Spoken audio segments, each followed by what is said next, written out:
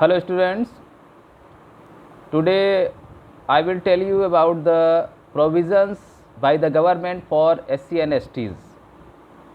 Means what are the steps has been taken by the government for the betterment of SC and STs.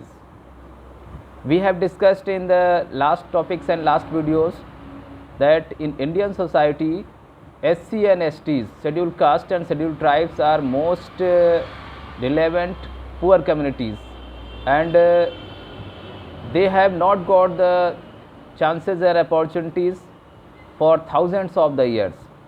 So they are continuously stand at the back positions or at the lowest position of the society, and it is now seen that in society the SC and STs are discriminated continuously by the upper class of the Hindus and sometimes also the other caste of the Indian societies and communities. So government has made laws, policies, amendments and welfare programs for the SC and STs, and they are meant for those who are socially and economically backward, as they don't have the life chances and opportunities which they should have.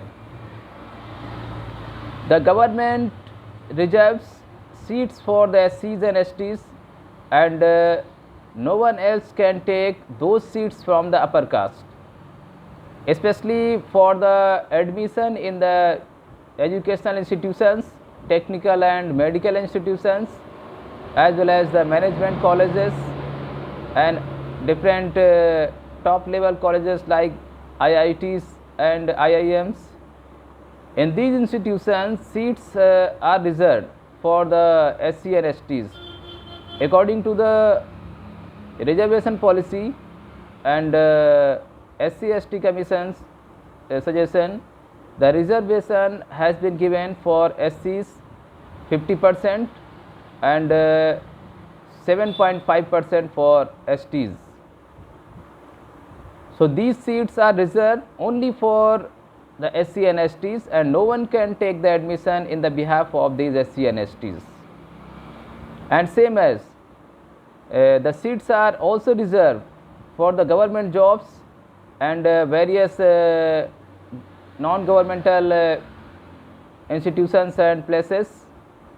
The seats are reserved only for the SC and STs, and no one can take the job of these reserved categories.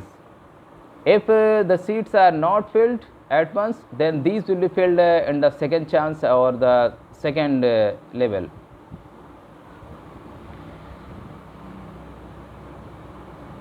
So we can say that they are reserved in educational institutions, jobs, parliament. There are many seats in the Lok Sabha and Raj Sabha. These are reserved for the SC and STs in all over the country, and they have a lot of provisions like age relaxation and low marks for the selections in the different institutions and different job opportunities. And laws have also made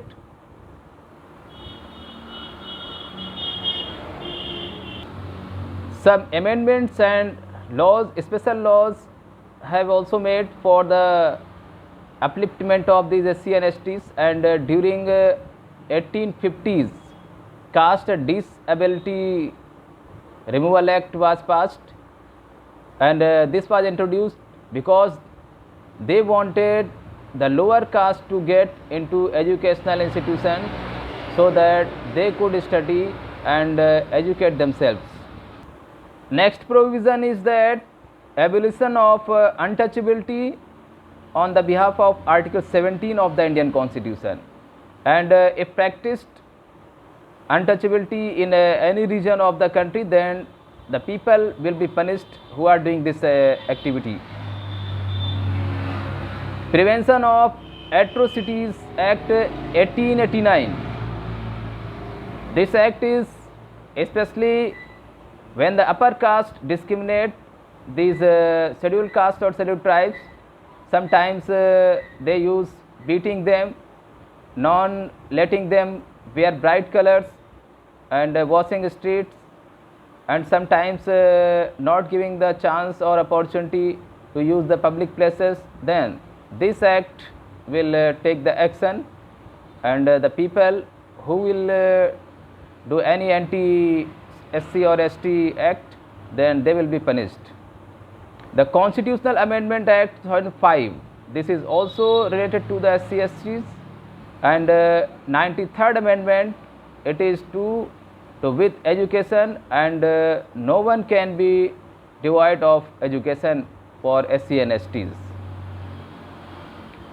But after doing a lot of by the government and by the parliament, now these SC and STs are still socially, economically and culturally backward, because there was the thousands of the years they were not given the opportunities, and so automatically and immediately they will not be uplifted, and the government also cannot do too much immediately for these SC and STs backward classes. So the process is just going on and continuing, and it will take some time or some years.